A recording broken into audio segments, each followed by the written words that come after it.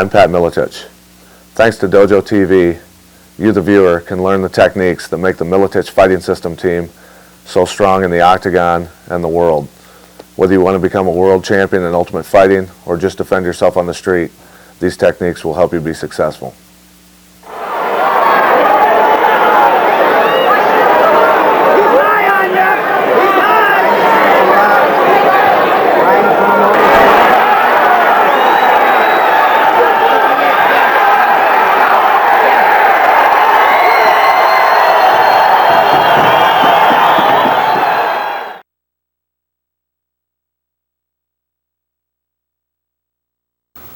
When it comes to stand-up fighting, I think the most important thing is footwork.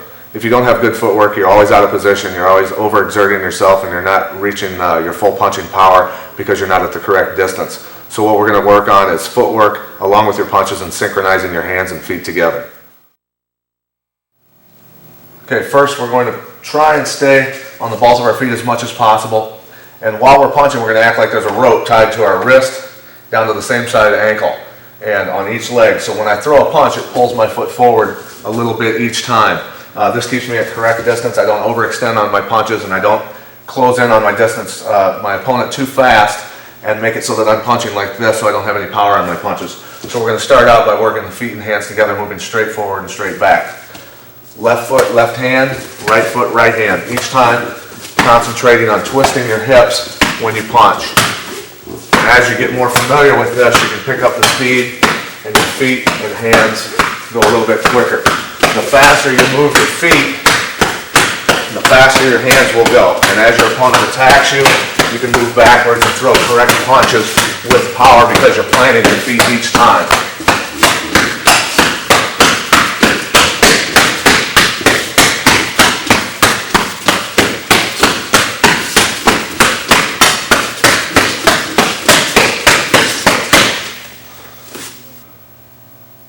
The next step in foot and hand synchronization is being able to punch while your opponent is moving in a circle around you. It's very important to be able to change your angles the whole time while you're punching on the drop of a dime. What I'm going to be doing is, while I'm punching, I'm pumping my feet up and down. While I'm doing that, it enables me to change my angle while he moves whatever direction he likes to. So as he's circling to my left, I just readjust my feet each time that I punch. And if he changes direction, I can do the same thing to either side. A lot of fighters have trouble changing direction while they're punching. This footwork enables you to go either direction equally as well with power on your punches.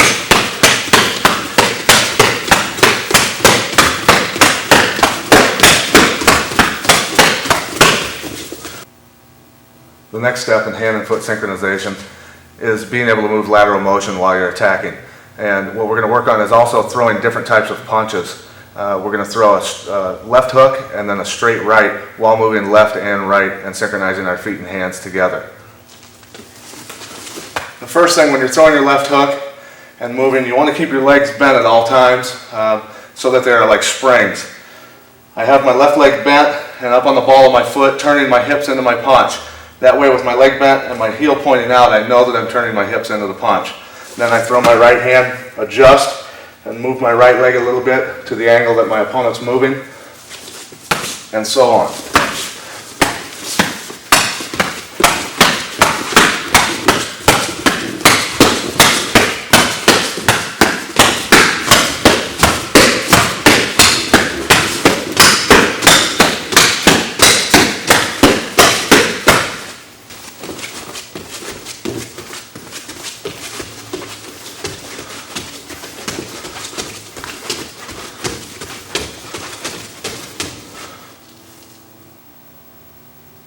The next thing we're going to work on is showing how your feet and hands being synchronized together can get you in and out of your opponent's danger zone without getting hit, so you can land your strikes and get out of the way before he can counter.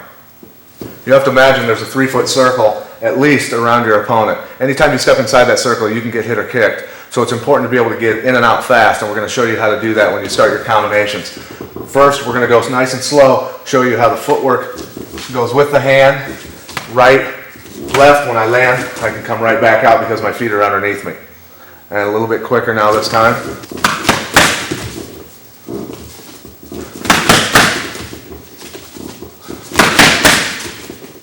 Throughout much of your training tape, you're going to be emphasizing the importance of positioning and angles. Could you amplify on what you mean by that so that our viewers can be able to pick that up as they're watching your videos? I think with angles, whether it be wrestling, fighting, and no-holds-barred boxing, angles and position are very important. One, so that you can land good strikes or get good takedowns, get good submissions, things like that, and also to get your opponent out of position so that he's constantly playing catch-up. If you're always one step ahead of him achieving angles while he's playing catch-up and trying to get himself back into position, you're already ahead of him and changing positions already and getting another angle. So he's constantly behind you and just trying to keep up with the angles and the positions that you're attaining are wearing him down usually, and eventually he'll make a critical mistake and you can win the fight. So what you're saying is that there's a tactical advantage, almost like playing chess. And I've heard that comment about a lot of your fights that people have seen. They almost feel like they're watching a chess match. Could you amplify a little bit about some of the tactics that you use in terms of employing a strategy for some of your fights? Mainly with me, when I'm trying to achieve an angle or get a position, I'm doing that because I don't want to stand directly in front of somebody who's a good striker or be in a bad position to get submitted on the ground. I never want to have him in the position where he can do damage to me as much as I can do to him. If I stand directly in front of a good puncher kicker, it's obvious that we have the same ability to damage each other. I don't want that. I want to lessen his ability to do damage to me. So just by simply stepping angles and moving in ways to achieve those situations where he's not got the position to do damage to me greatly improves my chances of winning the fight.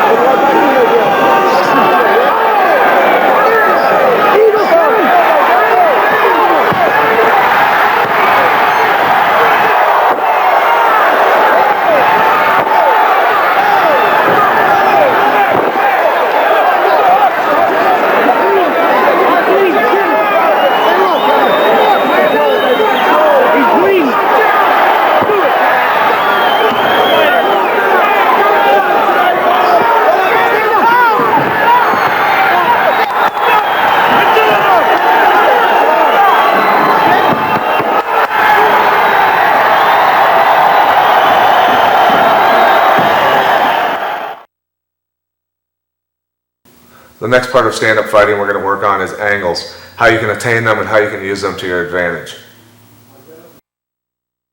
A lot of martial artists and fighters have problems when their opponent moves to their left or right by just simply doing the same step that their opponent does. So when my opponent moves to my left and I move the same direction, I've not attained an angle at all, and we still have the same ability to hurt each other because we're directly in front of each other. What I'm going to do now is show you when your opponent moves a certain direction, how to step one step and have the angle on your opponent so that you can do all the striking and he's on the defensive. When your opponent moves to your left, instead of taking a step and following your opponent here, you're just going to take a step with your back foot. So when he moves to my left, all I have to do is take a step and face this direction straight across in front of him. What that's done is enabled me to either throw a hook, skip a kick into him, follow up with some sort of offense. Because I have the angle, I can do all the striking from here. He has to reset his feet before he can strike.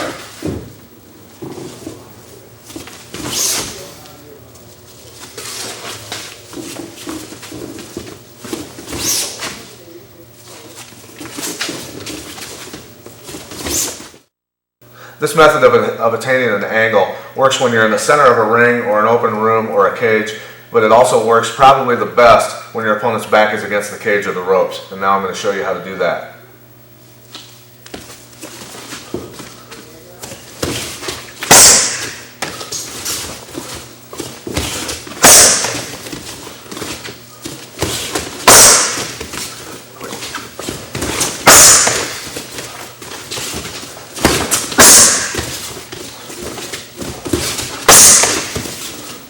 It's important that when you're attaining this angle that you're thinking about your footwork, your legs, and twisting your hips to load up on power. So you're not only attaining the angle, but setting up your offensive strike.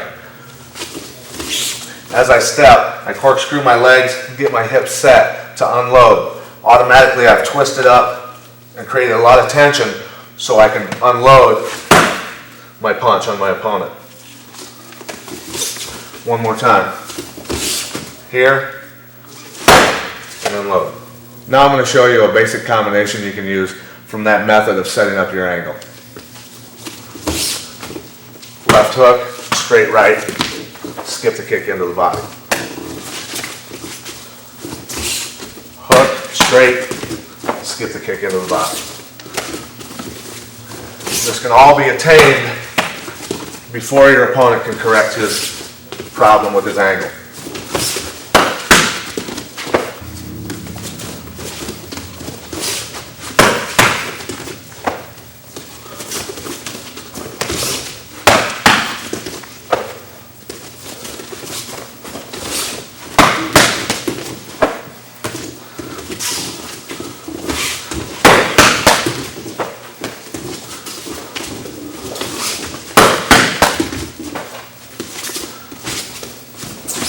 Hook to the head, straight right to the head, left leg to the liver. Now we're going to work on attaining angles off your opponent's offensive strikes. When my opponent throws a jab, it's important that I have good head movement. After I have the head movement, I step to the side and twist on the balls of my feet. This enables me to load up again with my left hook.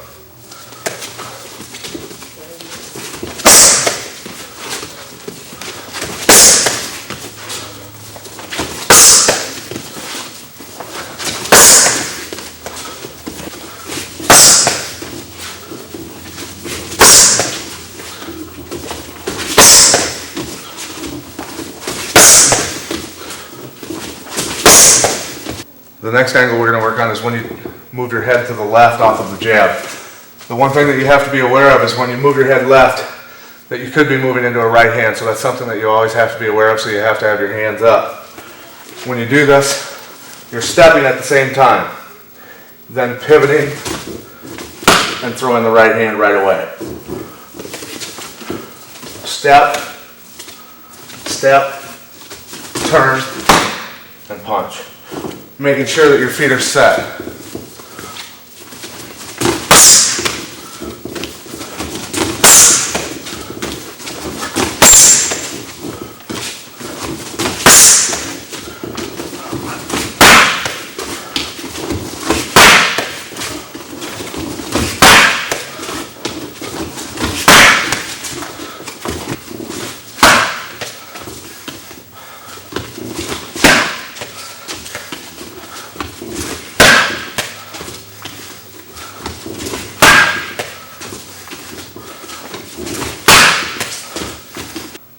Another way to attain good angles is right after a strike. So say for instance I strike with my right hand last, then I move to my right again. Because I've moved my opponent's head this way, it's harder for him to follow me quicker when I move to his left and to my right. So if I finish a combination with a right hand, I'll move to the right so that I'm set up to start another combination right away.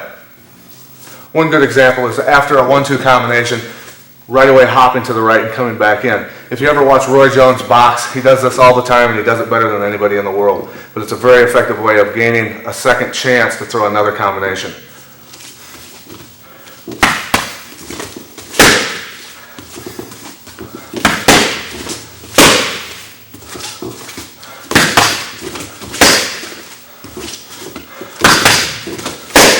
It's very important that after the 2 punches, I'll bring my feet with me.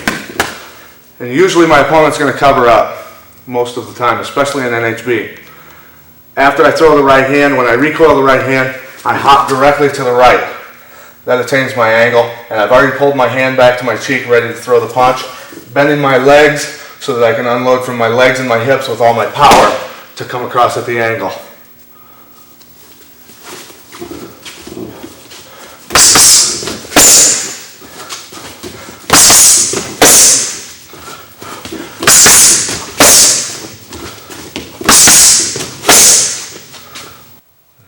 Next thing we're going to be working on is working angles and throwing knees off of your opponent's offensive strikes. When your opponent throws a jab, we'll be starting with a jab, working off of parries. You're going to parry the punch down with the same side arm as the punch that's coming at you. After parrying, I want to skip in and put the opposite side hand behind the head, just to keep the head off to the side a little bit to achieve my angle better for my knees. So when your opponent throws the jab, parry, skip at the same time, hand goes behind the head, throw the knee. We'll go through this a little bit quicker each time.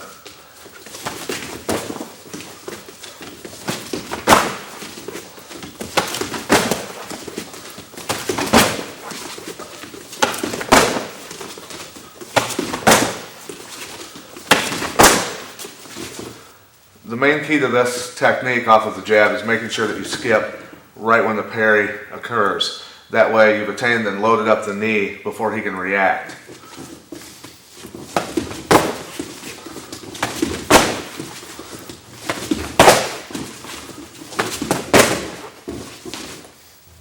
Next we'll be working on when your opponent throws his right cross. It's basically the same movement except you've got the opposite side leg behind you.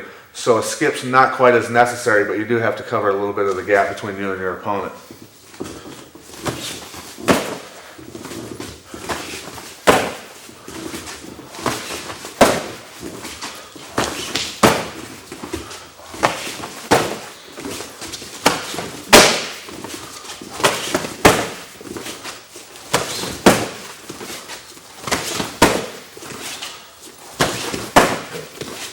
A lot of martial artists that watch the UFC fights often comment that they don't see very many kicks, especially front kicks or side kicks.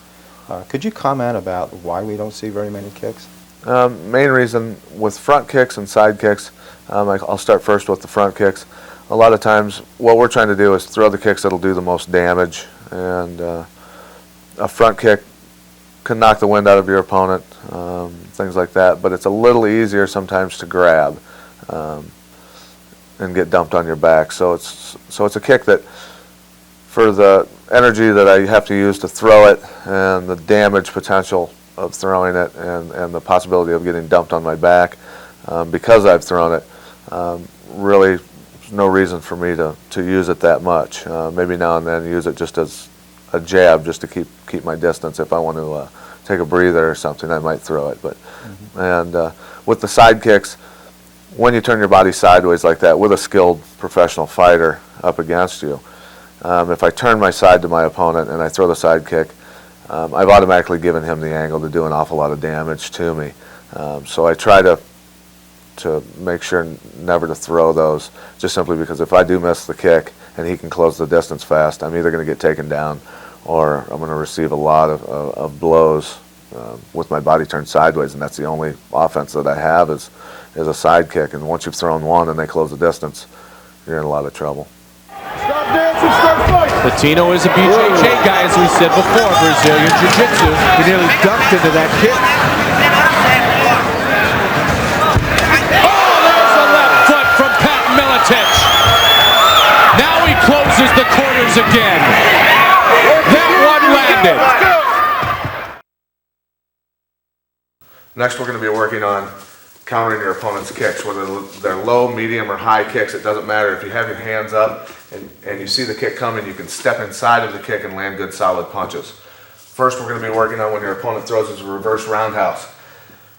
The main thing here is to keep your hand up, because I have no idea when he throws a roundhouse whether it's coming into my leg, my body, or my head. You see a lot of guys make mistakes. When they see the kick coming, they'll have this hand down because they're turning their body, throwing their right hand, and they end up eating a shin bone and getting knocked out. Okay? So the main thing here, as long as you have your hand up and elbow tucked in real well, the worst thing that can happen is you're going to get a little bit of a Charlie horse on your leg. If you can land the punch before he can turn on his kick and get his hips into it, you can land a very good powerful punch and not take any power from his kick. We'll start out slow and pick up the pace.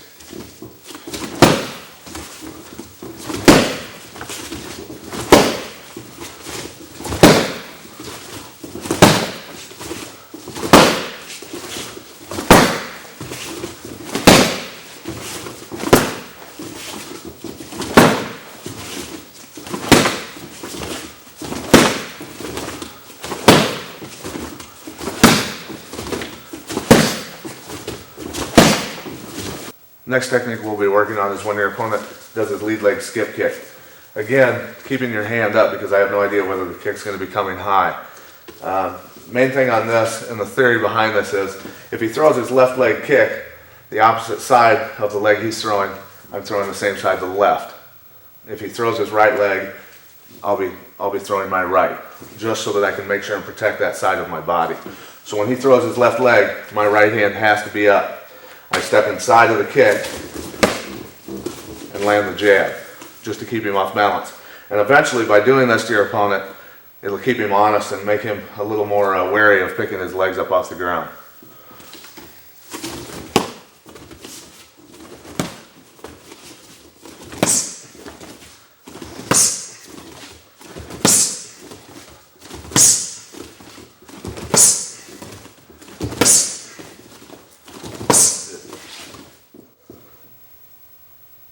Okay, the next thing we're going to be working on is countering low kicks with your own kicks. The main thing that you need to do, a lot of people, when they block a low kick, will set their leg down here and then skip their kick in. It takes too long to do that. So it's important that after you block the kick, right away, the skip happens so that you can get the kick off quick before he can react. And we'll start off nice and easy with this and just work through the technique.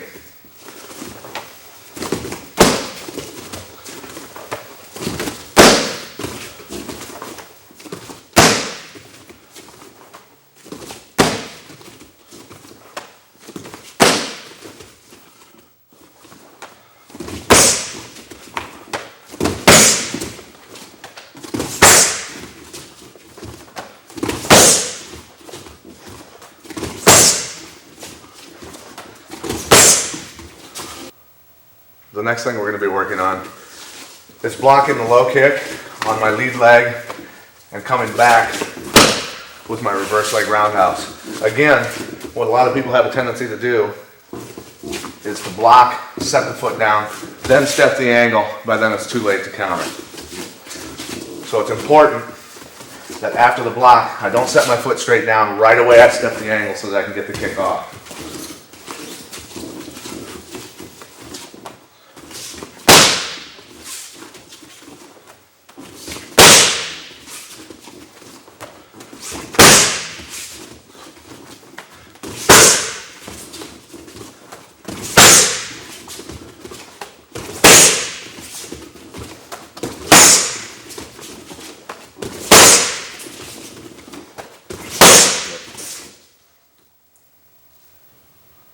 Okay, the next technique we're going to be working on is leg checks.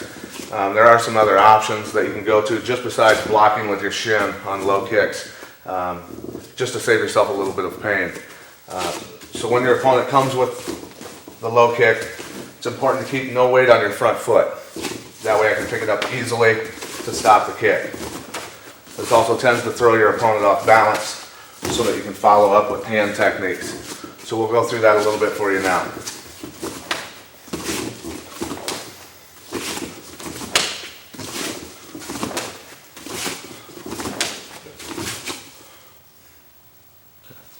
Now we're going to be working on checking the lead leg. It's basically the same thing. I don't want to use my back leg to do this. It takes too long to get my back leg up. So it's easiest just to keep my weight on my back leg so that I can either block or check or whatever I want to do with my lead leg. So it doesn't matter which leg he throws, I can still do it with my lead leg.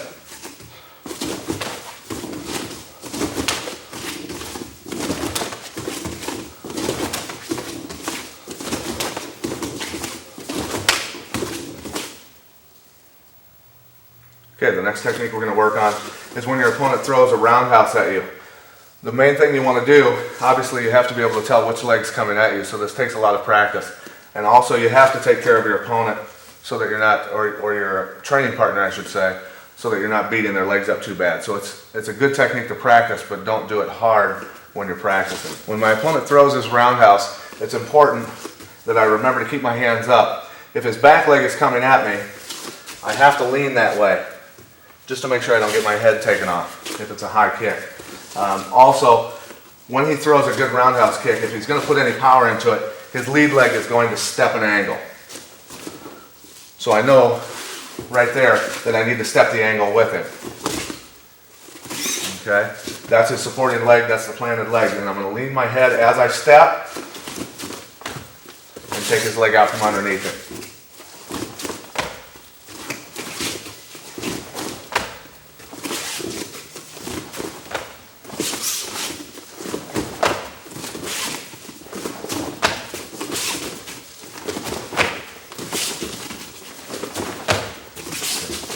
When you're practicing this again, it's important to point out that you need to take care of your training partner.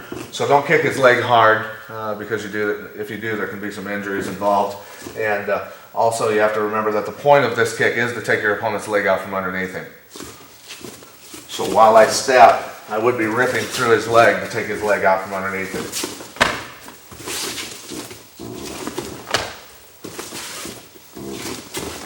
The lower I kick, the easier it is to take his leg out.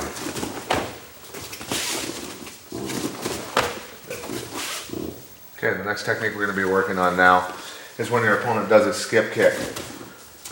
When your opponent does a skip kick, his back leg will come forward.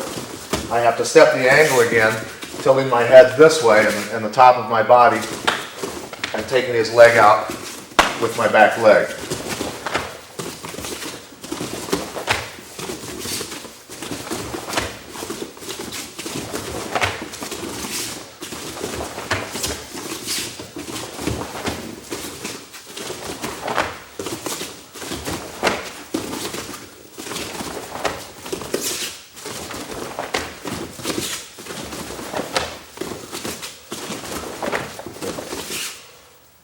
Next technique we'll be working on is using your lead leg like a jab when your opponent throws his roundhouses. When your opponent's on one leg throwing a kick, he's always off balance, so it's easy to hit him in his around the hip region with the lead leg to knock him off balance.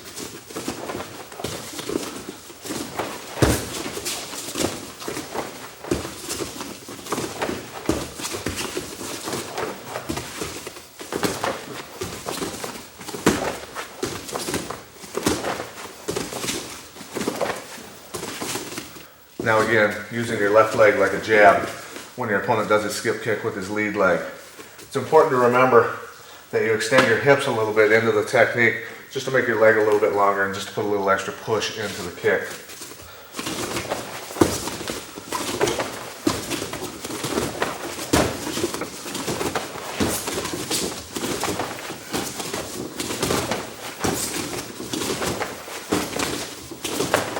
Part of the aspect that you work on, you drill very, very hard on, is a quick counter, roll and punch and that sort of thing. Could you explain to our martial artists what it is that you're trying to achieve and how that's different from their traditional training? Well, mainly when I watch people fight, and I've had the luck to train with great boxers, world-class boxers and Thai boxers, and different martial artists also. I've always watched how they do things and seen ways that I can improve it or modify it for NHB.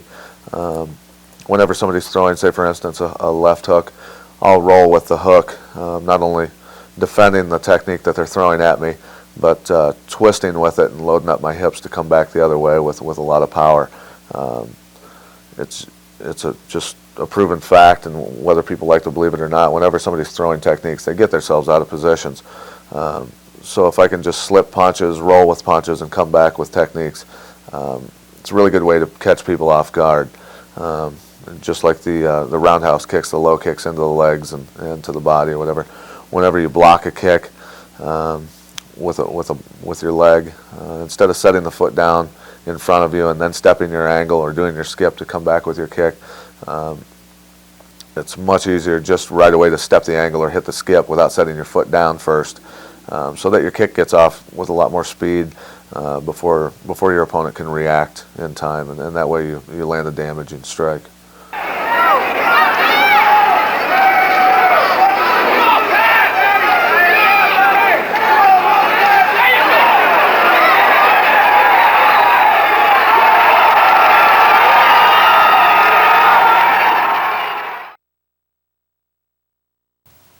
Now, for all you NHB world champions to be, we'll be working on head movement. It's important to have head movement so you don't get hit, obviously, but also to set up counter punching. To start out, is what you want to get in the habit of is a rhythm. So while my training partner with focus mitts is throwing a jab, I want to duck, come up, give him a target, duck. So I freeze and move. Freeze, move, freeze, move.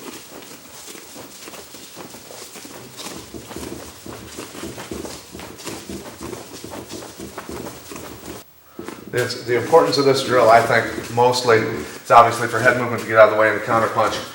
But you find a lot of different martial artists when there are kicks being used, and I know this because I was a traditional martial artist for a long time and still am to a certain extent, is that when somebody throws a kick at you, we tend a lot of times to move a long ways away, and then we don't have a chance to counter really that well.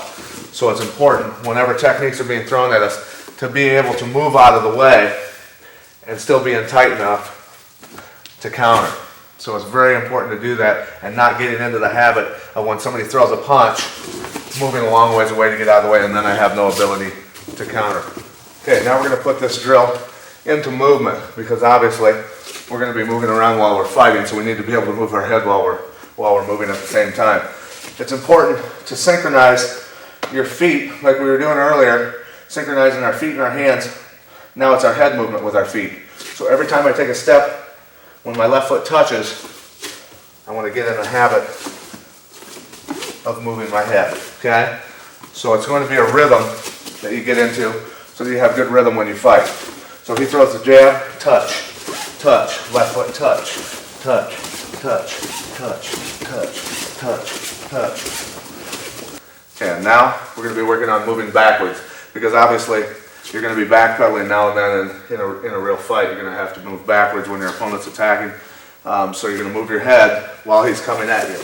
Touch, touch, left foot touch.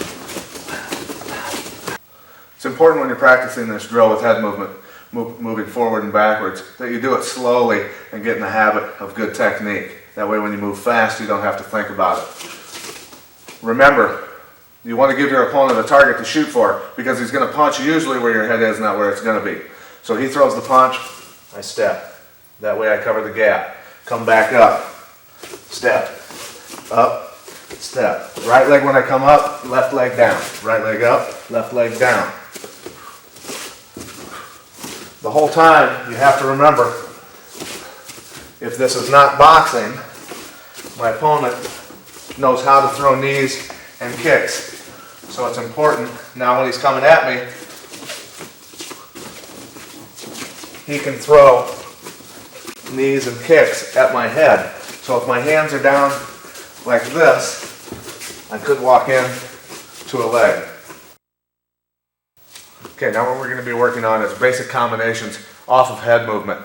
One simple one that you can do when you duck to the outside of your opponent's jab is come straight over the top. It's just common sense to come over the top with your right hand and then follow with a hook straight right again. So he throws his jab, move to the outside, straight right, left hook, straight right.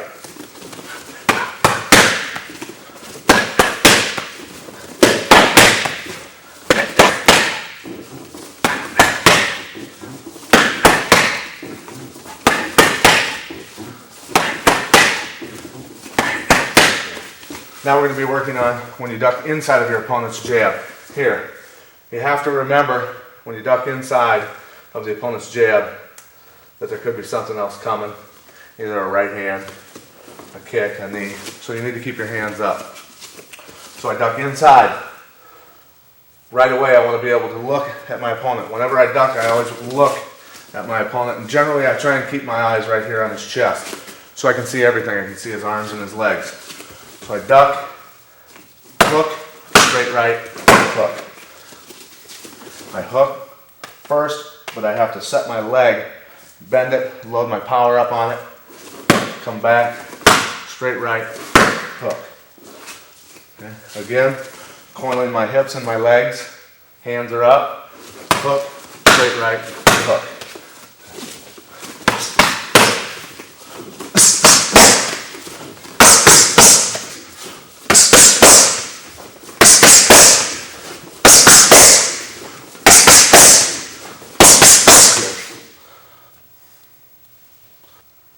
Okay, the next technique we're going to be working on is a very important drill is learning how to roll with punches and setting up power punches. Say for instance my opponent throws a left hook. It's important that I cover the back of my head and keep my arm up high to protect myself. If I turn and roll with the punch without protecting the back of my head, I can get hit in the back of the head, and generally that's not a good spot to get hit. So he loads up for his left hook, roll with it. I've coiled my hips, set myself up to come straight back with my own hook. He throws the hook, I roll, I'm looking, and come straight back. So, hook,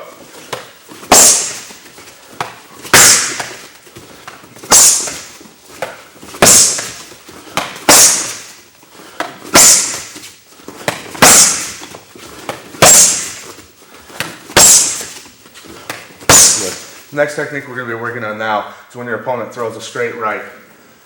When the punch comes, generally the idea is I want to roll with the punch and let it slip past, come straight over the top with my right hand. So this overcommits him to the punch. He rolls through and he's really vulnerable because he's off balance and he's really open for a straight right down the middle. If you ever watch Mike Tyson fight, he's very good at this. Several other boxers are very crisp with this technique. So he throws his right hand, I roll, and straight back with the right.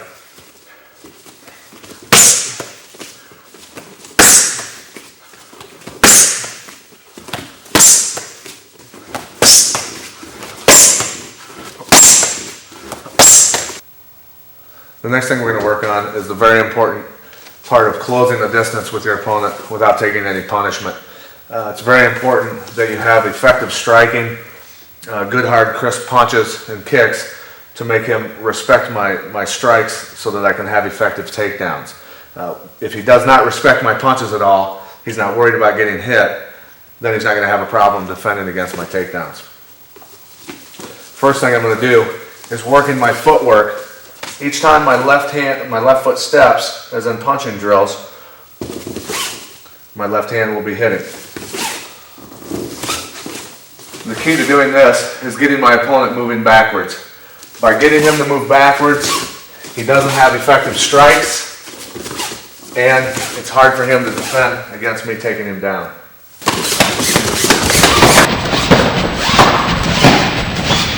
Remember, the timing is very important with the feet and the hands together. Whenever I'm jabbing, making sure my chin is down, right hand on my eyebrow, hand out here, so that way when I'm throwing my jab, my chin's protected by my shoulder. Okay? When my hand hits my target or locks out, my left foot touches the ground. Okay, now when you practice synchronizing your feet with your hands, punching with both hands, make sure that you act like there's a rope tied from your wrist to your ankle on each side, so every time one arm moves, it'll pull your foot forward a little bit. The step that I just took, the same size step has to happen with my back leg.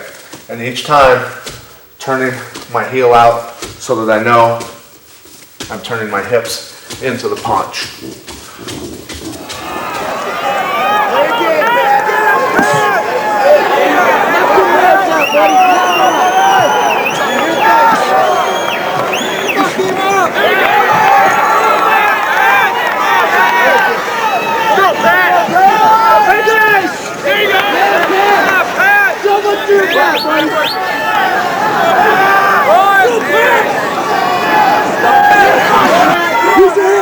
Set him up! Set him up! Play not like you want to, buddy! Play not like you want to!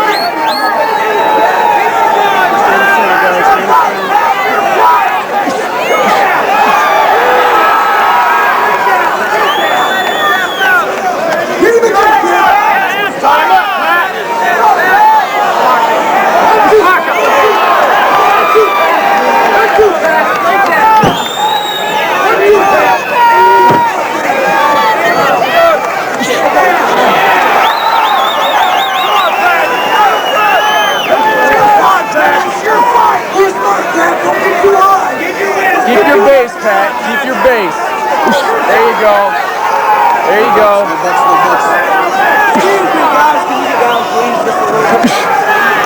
Keep your base, Pat. There you go. There you go.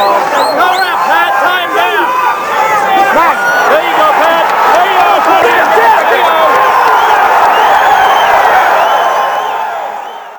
How many times do you drill a particular technique before it becomes ingrained and automatic?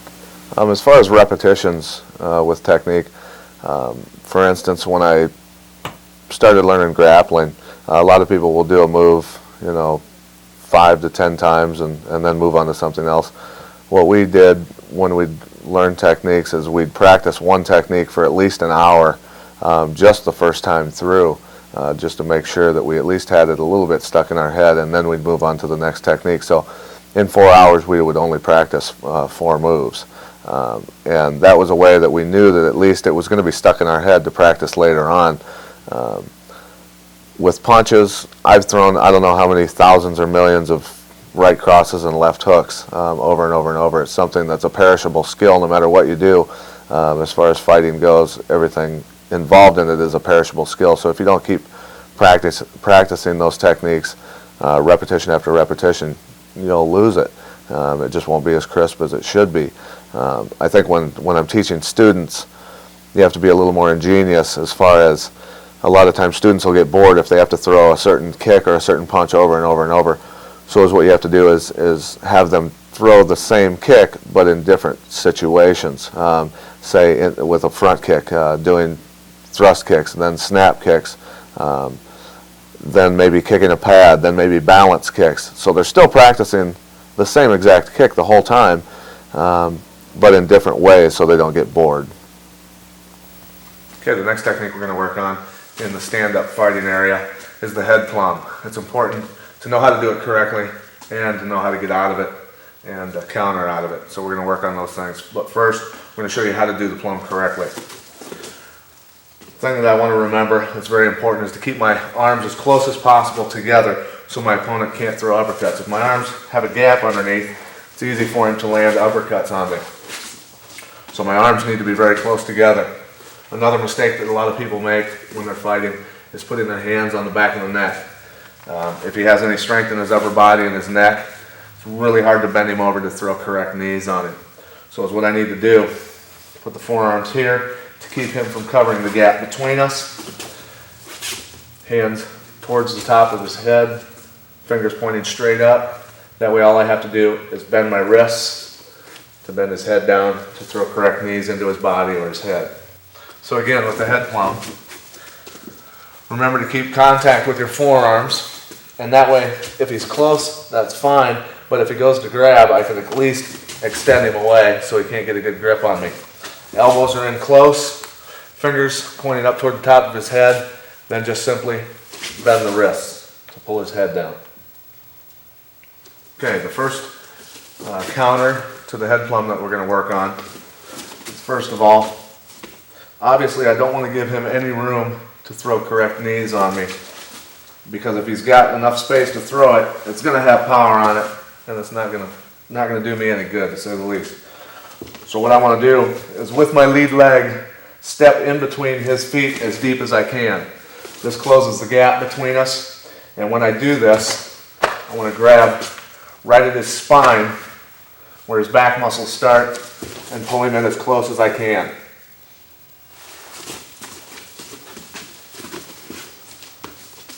So right when he gets the head plumb started, make sure you don't let your head go down. Straight up, straight back, reach, step, and pull him into you hip to hip.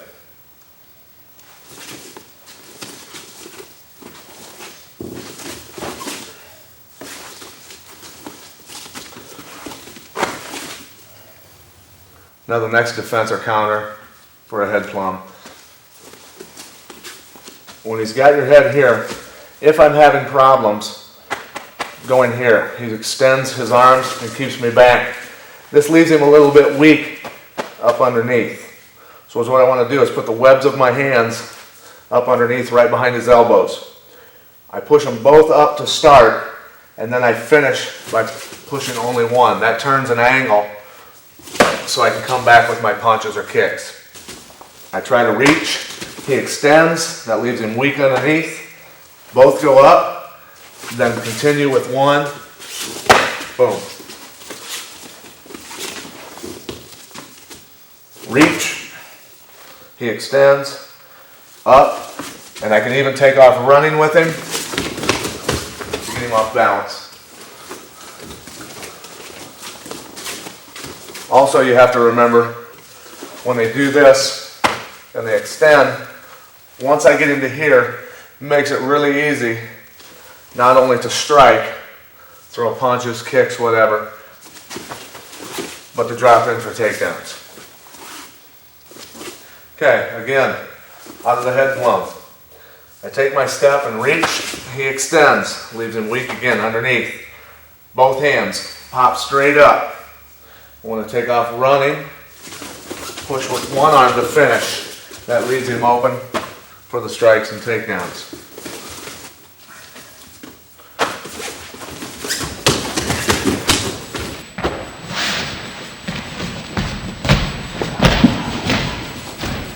Okay, the next defense or counter from a head plumb.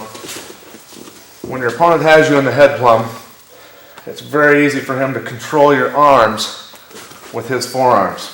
If he feels I'm going to punch or throw an elbow with this side, he can stop it quite easily. And when he does this, he can lift up, open that side of my body, and throw a knee. So I open myself up by doing that. So what we're going to do when he locks me up is go palm to palm. Thumbs are included inside the grip, not here, but over the thumb. Hands or forearms are on contact with his arms. I don't slam down on his arms. All I have to do is pop down a little bit. That way at least I have control to be able to throw my elbows over the top. So he's here, and he can grip hard. Grip as hard as you can. And pop, and it throws him off balance enough to be able to follow up with your strikes. Here, he grips tight, pop, pop, pop.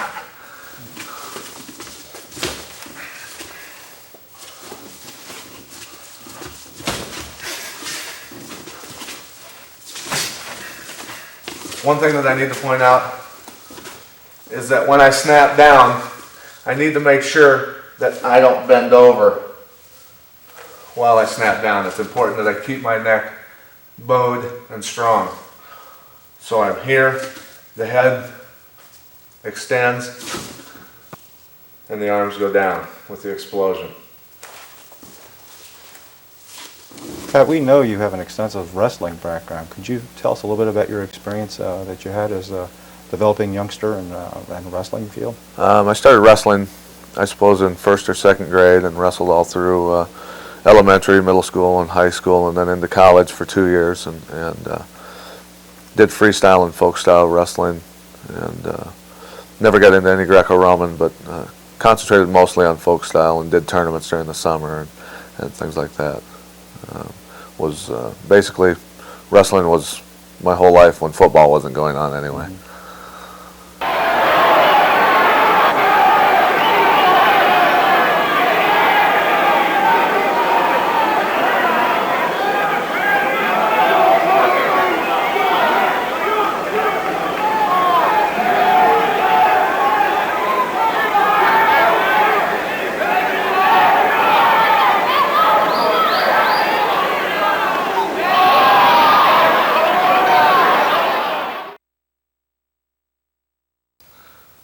Now, because most fights in real life, as in the octagon, end up on the ground, we're going to work on some ground positions and some techniques that will help you not only survive fights, but win them. Okay, now we're going to work on some guard positioning.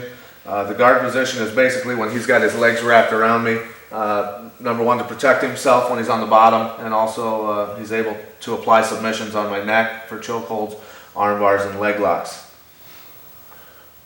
When you're in this position, a lot of times, if the fight is in its infancy, just starting, sometimes it can be a mistake to try and pass the guard right away. So I'm going to show you some striking from the guard to at least weaken your opponent and soften him up a little bit and tire him before you attempt to get past his legs. Okay. The first technique we're going to go through as far as striking from the guard is starting off by sitting up away from your opponent so that he cannot strike you. While you're up here, so what you're going to do is start applying elbow strikes to his legs.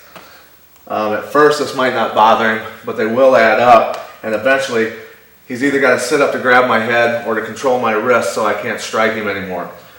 This is exactly what I want him to do, so when he sits up, I can hit him in the head and land good solid punches on him. I can keep on doing this, and he will keep sitting back up because his legs are going to get tender.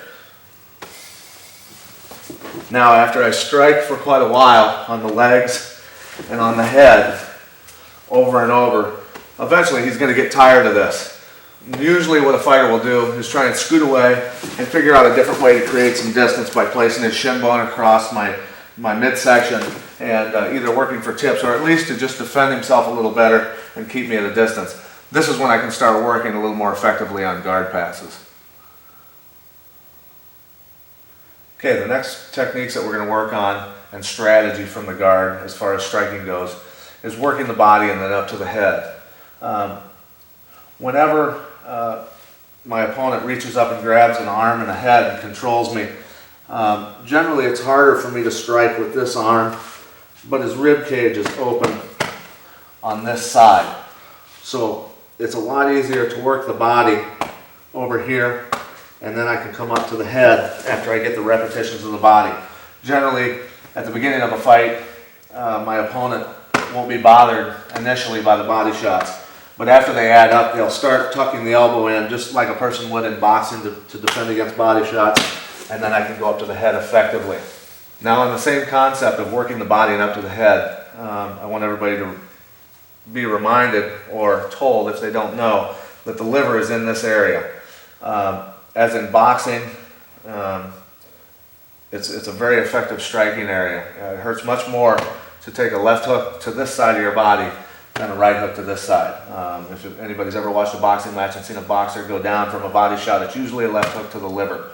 And it's just as effective when you're on the ground. So when your opponent grabs with their right hand that leaves this side of their body open, you need to practice a lot getting power on your left hook and working the liver. This is much more effective than the other side, and eventually he's going to block, and you can come back up to the head on the other. Now again, when we're working the body and up to the head, it's important to set a pattern, or set a pattern in his head that he thinks he's starting to understand while you're working on him. Then he gets confused easier when you mix it up. If I'm working his body on this side, at first, a lot of times I'll go to the same side arm going up to the head. Work the body up to the head. After a while, and he starts to read this, he's going to be able to block with his hand or just his arm coming out when I go up to the head. So what you want to do is start crisscrossing your punches. Low on one side, high on the other. Low on one side, high on the other. So I might work here and here for a while in the beginning of the fight, and then I'll switch up later on and crisscross my punches. Okay, now what we're going to work on is when your opponent is controlling your wrists. A lot of times, especially with gloves on, it's hard to get your hands free, and it takes a lot of effort to get loose over and over to strike.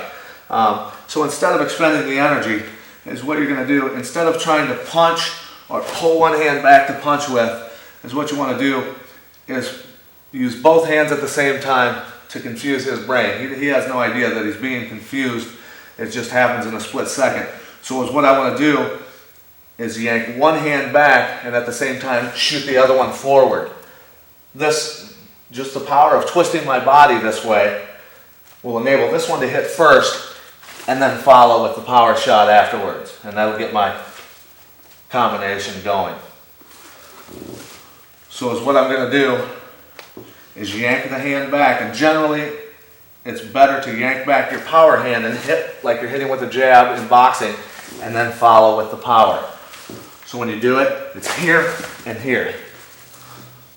Here and here. Okay, now we're going to work on striking from the half guard position. When one of my legs is trapped between my opponent's legs and he's got it pinched and I can't get it free yet. From here, there are some good basic striking techniques that you can use to enable yourself to either better your position, weaken the other fighter, and ultimately end the fight. First thing that you want to do here is make sure that your arm goes underneath the head. If my right leg is in between his legs, my left arm will go underneath his head. Keep my weight diagonally across his body and make myself as heavy as possible for him, driving into him chest to chest. From here, I want to distract him by punching to his head. If I punch to his head on this side, generally he's going to defend by putting his arm up.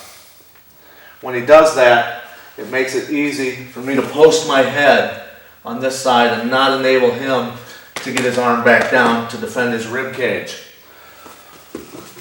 So I'm here, punch to the head, make him defend, pop the arm past, and keep my head tight so he cannot get the arm past by my head. After that, his rib cage is fair game and wide open for body shots. Again, to distract him and get him to put his arm up to defend his head, I can throw strikes here, pop the arm, post the head, and from here I can effectively strike to his body. It's important to stay relaxed here and take your time. I'm not using a lot of energy, and he's going to absorb a lot of punishment to this one area on his body if I just stay calm, keep my position, and just keep working. He's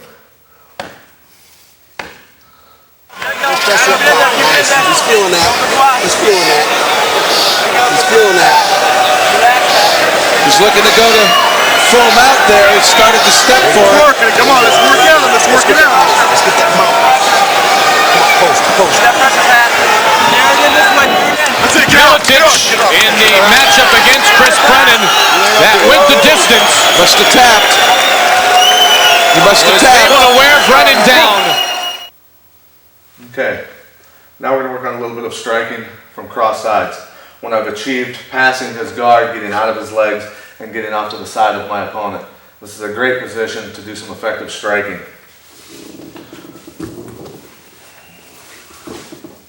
One position that I can take advantage of is when I sit out, keeping this arm tight and striking here. A lot of times, if he can't get this arm free, he's going to put this arm up to protect his head. When he does that, just by simply distracting him here and getting him to put that arm up to protect, I'm going to rock my weight a little bit this way, not too far to get rolled, but enough to where I can get my arm straight so I don't have to push with my arm. I can just simply sag my weight to bring his arm down and trap it. From here, I don't let him get his arm past. Keep my hand and my head together. Keep his leg trapped here, figure for it, and now I have free rein on his head. Okay, again from cross sides. Striking, not letting him have this arm. He defends with the only arm he possibly can. Take my weight this way, get my arm straight, use all my body weight to bring the arm down and trap it. And then open up here.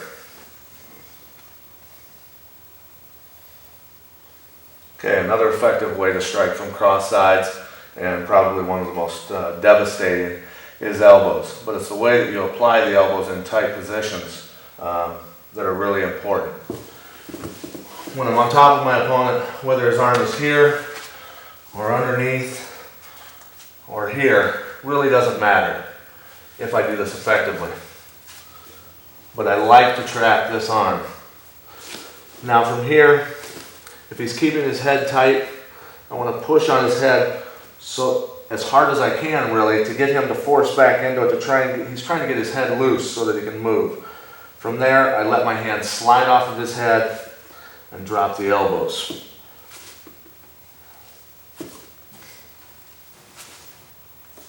And one more time. Trapping the arm, pushing down on the head with the hand hard, slipping the hand off, and popping the elbow. The most effective way to train for this is to lay a heavy bag on the ground so that you can apply the elbows at full speed and hard. Now we're going to show you how to use your elbows and knees together on the ground to confuse your opponent and wear them out and just basically apply more damage to him.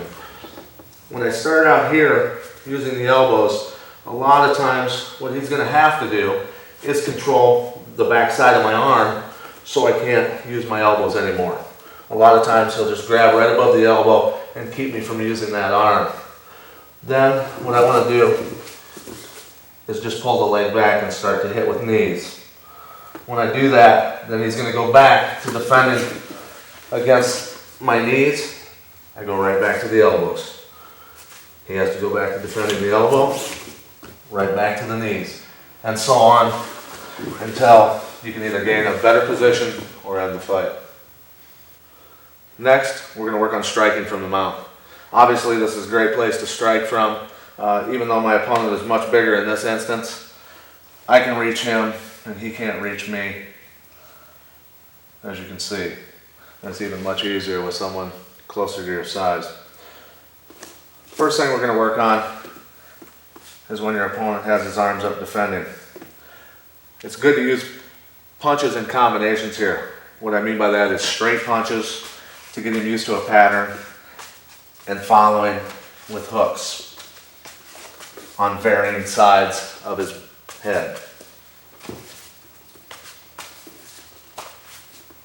Okay, again, punching from the mount, it's very important to change the direction of your punches and the angles of your punches. Not just punching straight down like a lot of people do. When they get to the mount, they get excited and start flailing, throwing their punches straight down. So what I want to do is get him defending against a certain type of punch, like straight down. That opens up the sides of his head. Then back down the middle, back to the outside. Constantly changing the angles of my punches to tire him out, confuse him, and land good solid strikes. Now we're going to work on when your opponent turns on his side to try either an elbow escape or to get up from the mounted position. When the person turns on their side, instantly I want to make sure that the foot that's in front of his body goes close to the hip and my leg's tight. The knee that's on his backside goes up behind his head, and I sit down so I have a good wide base and good balance. When I turn to the side, instantly I'd like to pop this arm down so that I can get wrist control.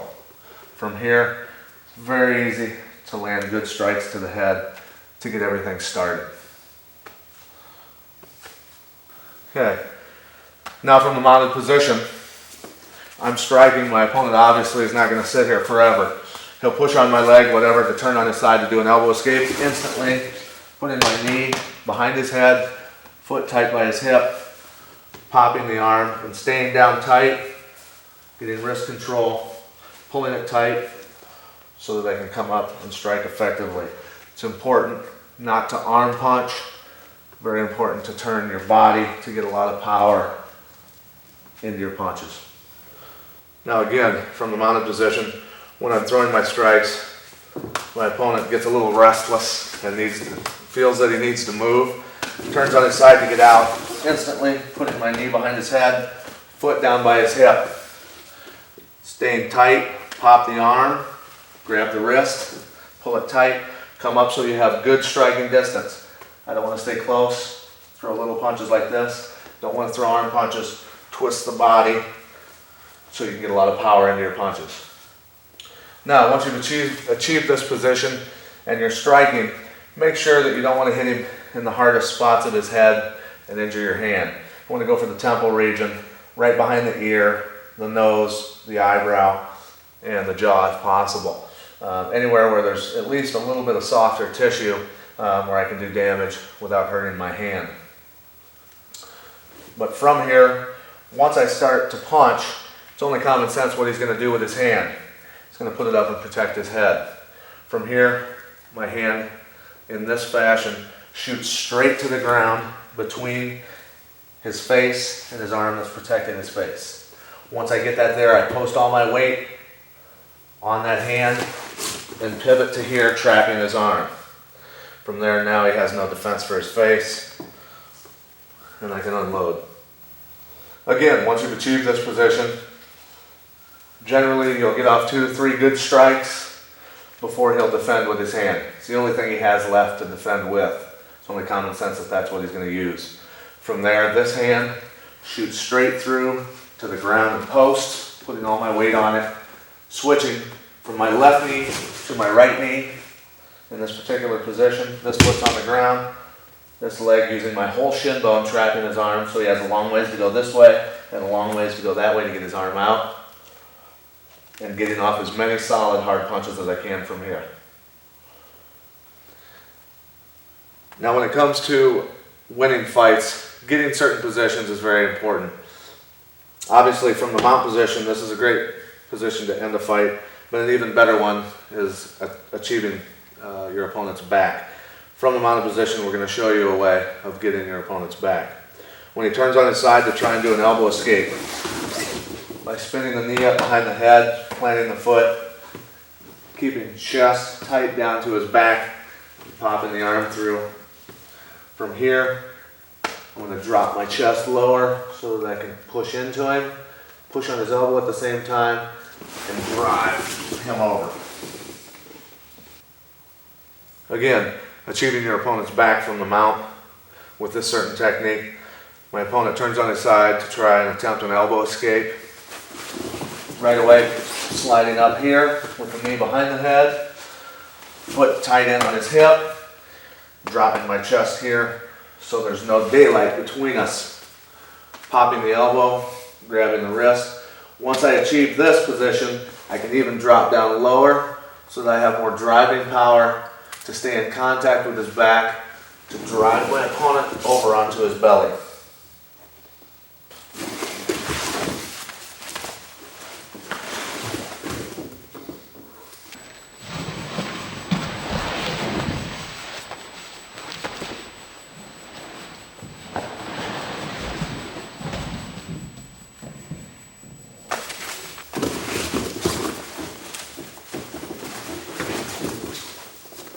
Once you achieve your opponent's back, from here I have the choice to either choke, strike with punches, or elbows.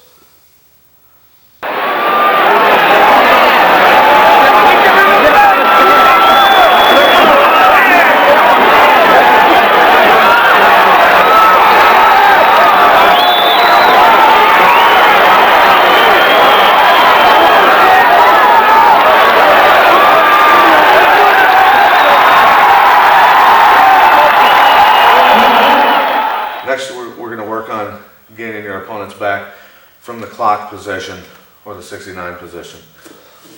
When we do this particular move, we want to pummel underneath his arms and lock our hands palm to palm.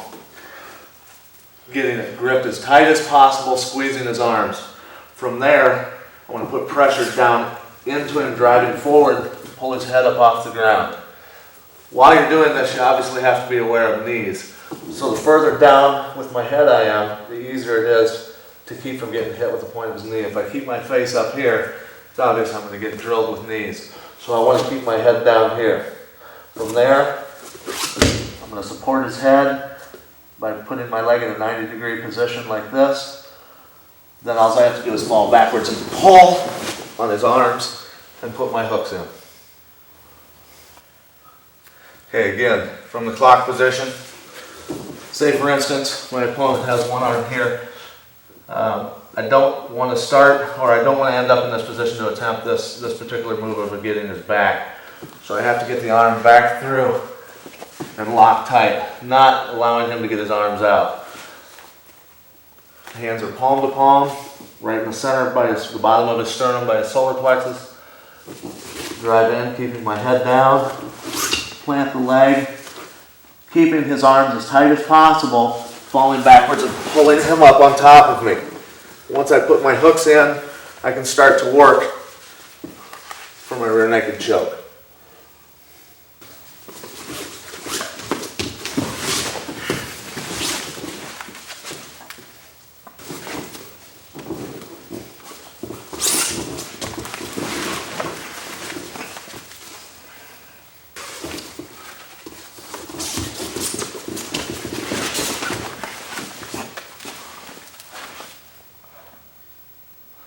Another way and another position on how to end up on your opponent's back.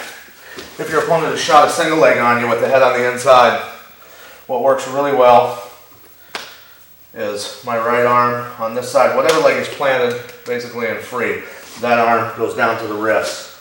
When you grab, don't grab with your thumb, grab like this. This arm goes underneath, grabs your own wrist. That gives me a lot of power over that arm to help break his grip. I'm going to pop my leg out and drop my hip into him, break his grip, and sit and keep my weight all the way down on his shoulder to keep him down, lifting hard on this arm. After that, this leg, the one that he had, will shoot underneath, and this arm blocks behind his arm so that he can't reach back to grab my leg. From here, it's easy to get your opponent's back. So again, when your opponent's in on a single leg, make sure that whatever leg he's got, you drive that hip down into him when you throw your legs back for your sprawl.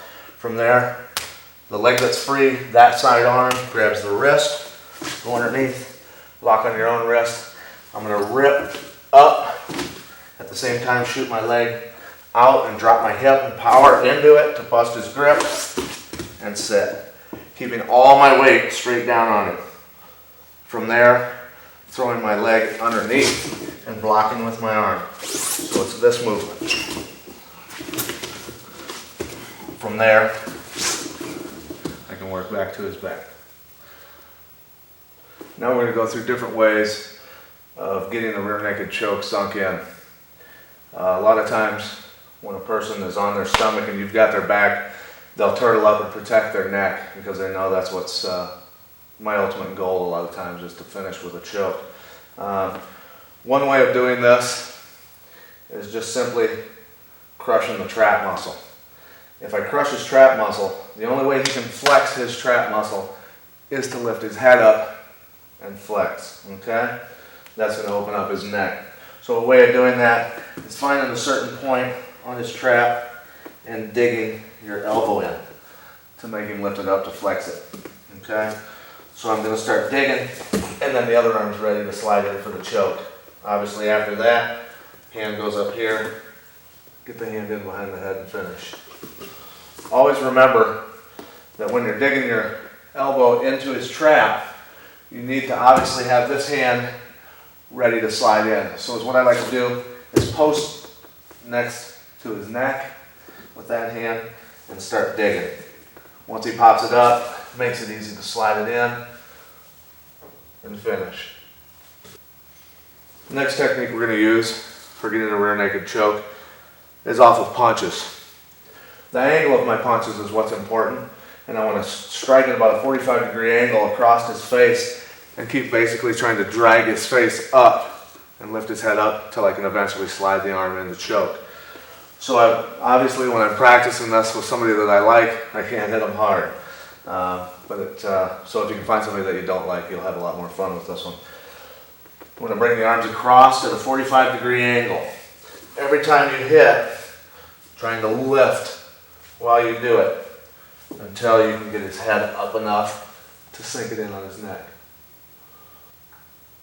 When you achieve your opponent's back with wrist control, it's a great opportunity to slide the choke in, and I'll show you how to do that. Remember, with the chest against his back, pushing here, taking your opponent over. From here, I'm going to strike. He's going to want to get this arm loose. As he pulls, I just prepare this arm to follow his arm. So his arm is the engine, my arm's the caboose. He pulls my arm right into position, finish the choke.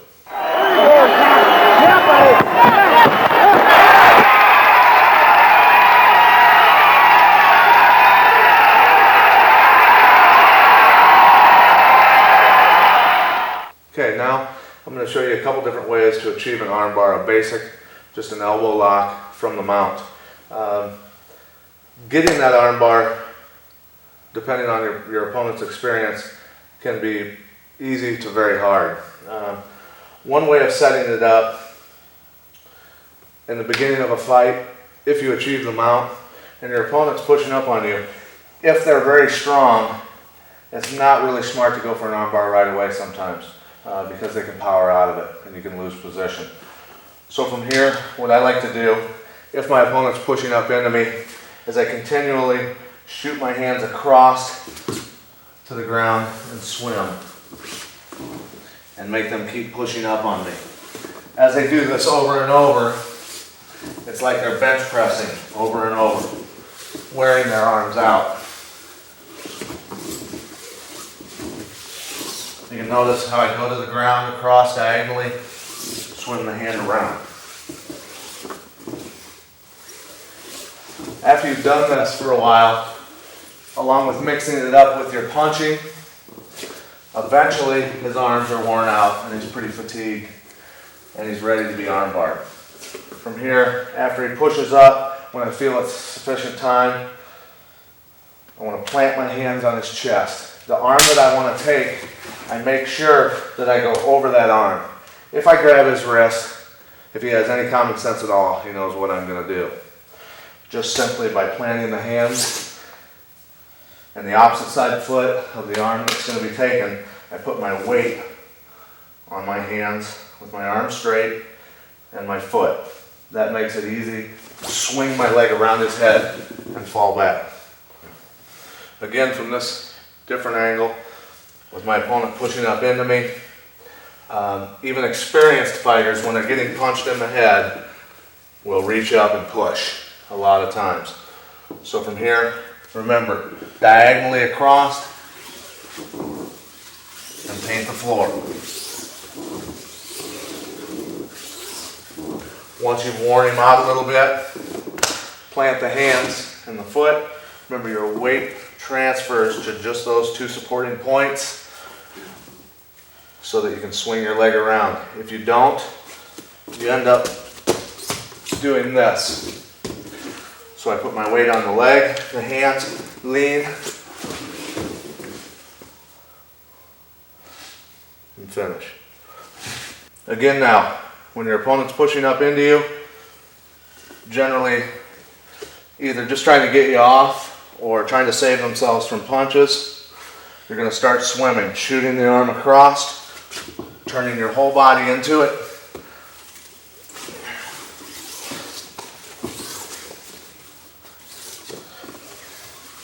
Once I feel he's ready for the arm bar, I'll plant the foot on the opposite side of the arm that I want to take. The hands plant, one on top of the other, transferring my weight to my hands and my foot.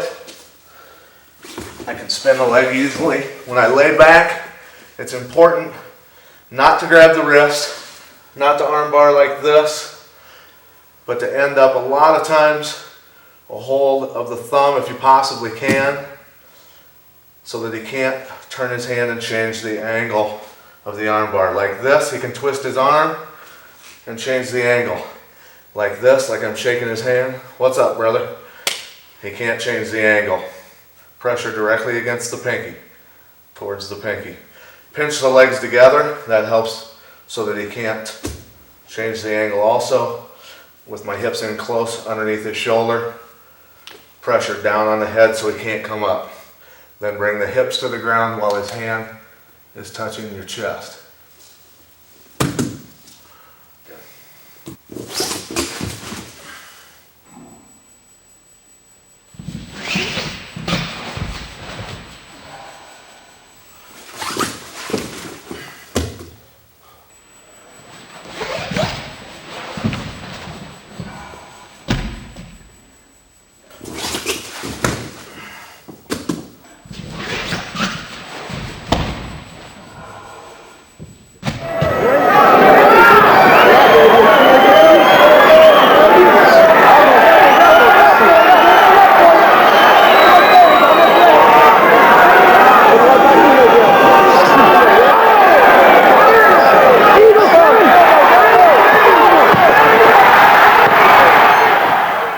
I'd like to personally thank you for taking the time to view my tapes and to let you know that there's many tapes to come in the future because you've just started to scratch the surface of the Miletich fighting system.